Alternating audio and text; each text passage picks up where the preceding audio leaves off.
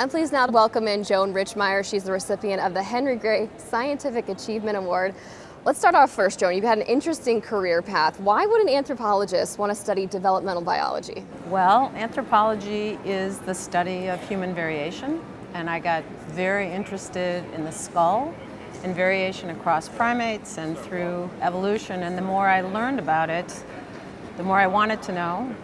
I taught anatomy, and that was from an embryological perspective, and found out that there was a lot happening prenatally.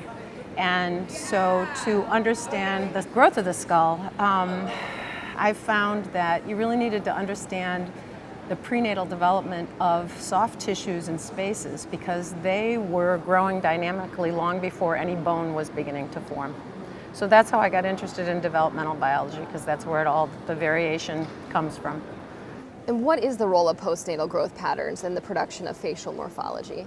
Well, postnatal growth is very important, mostly because that's the part that's easier to study. So I think historically, most of our knowledge was based on studying postnatal growth patterns, but also in terms of craniofacial dysmorphology, craniofacial diseases.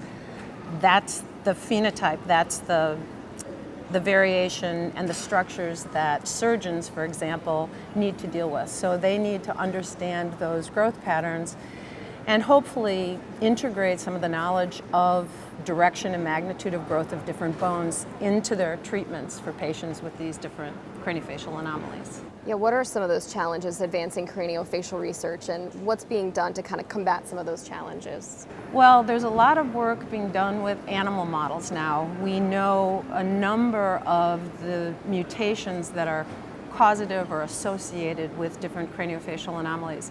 And because of wonderful basic science, like what's happening at this meeting, we're able to put those types of mutations into animal models, like the mouse, zebrafish, even other more bizarre animals that are useful, and study what's happening prenatally so that we can predict what will occur postnatally in terms of variation, and also understand the dynamics of growth that occur prior to birth.